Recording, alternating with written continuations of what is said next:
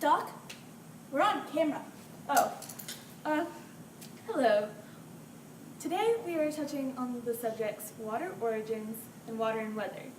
We're answering the question, what is water origins? Today I have with me Kendall Moon McCormick, Science Nationals winner, Nerd Championship, and 8-time Scientific Flash winner. Hi, I'm here on TV.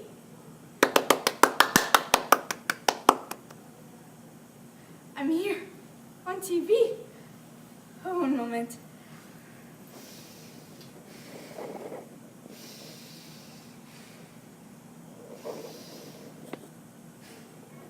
Okay, what scientific theorem are we proving today? Glad you asked. As I said, we are touching on the subjects water and weather and water origins. Those are my favorite subtopics in science. Ever since I was a little kid, I've always wanted to know how all this water got here. Well, now we can start explaining. This is a hard thing to explain because there's so many theories. One theory is that water came from the asteroids and comets more than 4 billion years ago. Wait, so you mean this water was there when the dinosaurs were? Yes. Well, water isn't a living thing, so it can't reproduce. So technically, yes, you have been drinking the same water. But it is naturally cleansed when it moves around, so it's all right. How does it do that? Like you said before, it's not alive, so it can't move on its own. Well, it moves through the water cycle. This brings us to our next topic, water and weather. So, as I said, water and weather. Well, I already know that rain and snow is part of precipitation, but that's in the water cycle. Yes. Well, there are other things that contribute to the water cycle as well, such as condensation. When condensation occurs, clouds from the sky make it either a cloudy day or a sunny day. Can't heat change the weather too, through radiation, conduction, and convection? You're right. Heat has a big part in the water cycle. This lays into land breezes and sea breezes. You mean that when I go to the beach for vacation, I'm still surrounded by science? Yes.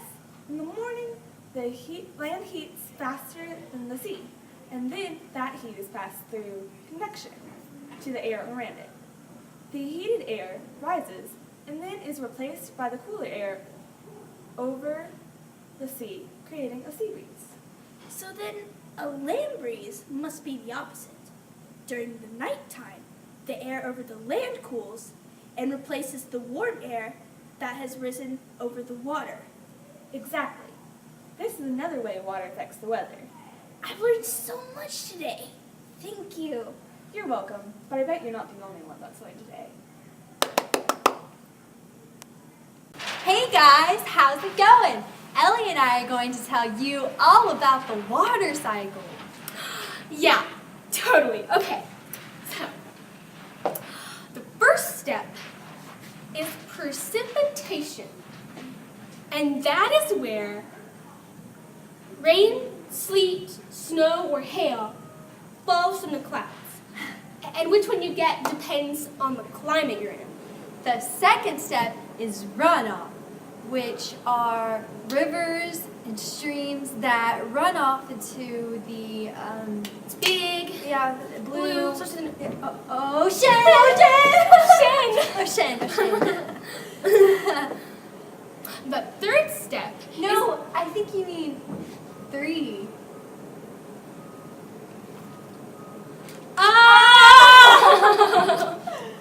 Okay.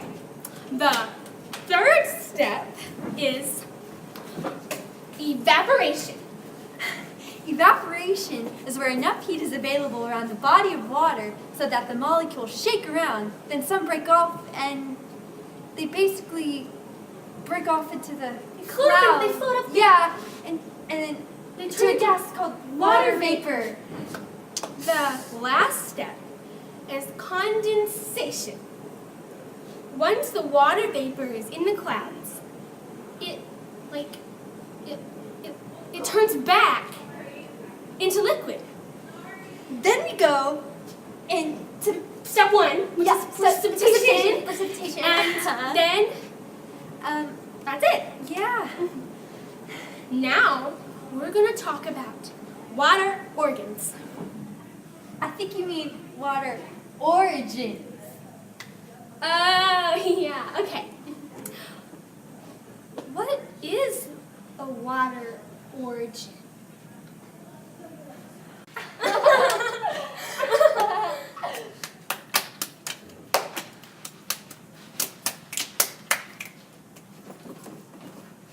Reporting live from Miss Sargent's science class here on Earth. Yep, right here on Earth. Earth's system is very confusing and quite complex. So we'll break it down nice and easy. The atmosphere is the layer of gas around the Earth. The biosphere is all living things on the Earth and their environment. So that's where we are. Then there's the geosphere, which is the solid part of Earth and land rocks. The lithosphere is the outer solid part of the Earth, made up of the crust. The crust is my favorite part of the bread. Excuse me, I was speaking. And the upper mantle. Well, sorry. What was that? I said I was sorry, that's all. It varies in thickness and composition. The hydrosphere is all the water on Earth, whether it is liquid or solid, ice and snow, or vapor in the Earth's atmosphere. If one of these systems weren't here, the whole cycle would work. So it's kind of like the food chain. Like, if one thing was gone, we probably wouldn't be here. Yeah, but let's talk about when we are here. Like the topic, humans and the water cycle. Okay, that sounds good. Us people are becoming gradually aware of our interactions with nature. Through some things are some... Kayla, you ruined it! No, just cut. Just keep going, just keep going. Okay, just No, keep we going. can't. Us people are becoming gradually aware of our interferences with nature. Though some things are so attached to our way of life, it's a difficult change. So, before all that, the water cycle is the continuous movement of water on, above, and below the surface of the earth.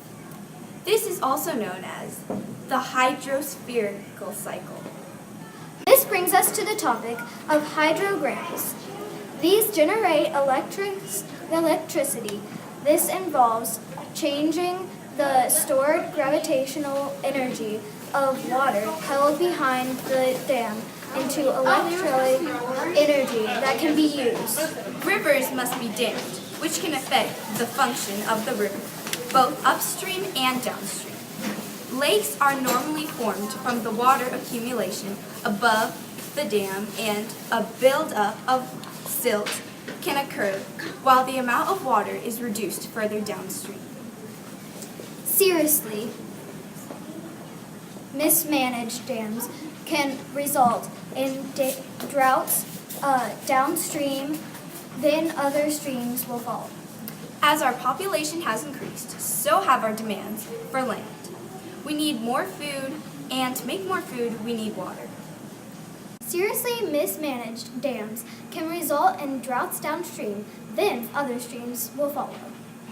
As our population has increased, so have our demands. Or, for land, we need more food, and to make food, we need water. Irrigation is the artificial watering of land that does not get enough water through rainfall.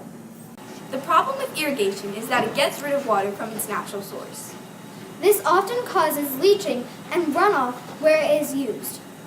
The removal of nutrients results in farmers using more fertilizers to keep the pastures productive, while the waterways become very polluted. This is where the topic deforestation comes in. Yep, deforestation is the removal of trees. This is having a major impact on the water cycle, as local and global climates change. Deforestation can affect the weather. This leads us into talking about the greenhouse effect. It is the natural phenomenon of Earth's atmosphere, trapping a range of gases, which in turn captures inflared radiation to keep our planet at a reasonable temperature range, compared to the other planets in the solar system. A few scientists think that burning fossil fuels can affect the Earth's temperature. This may increase evaporation. This can lead to melting of ice or other processes of the cycle to affect the Earth's climate.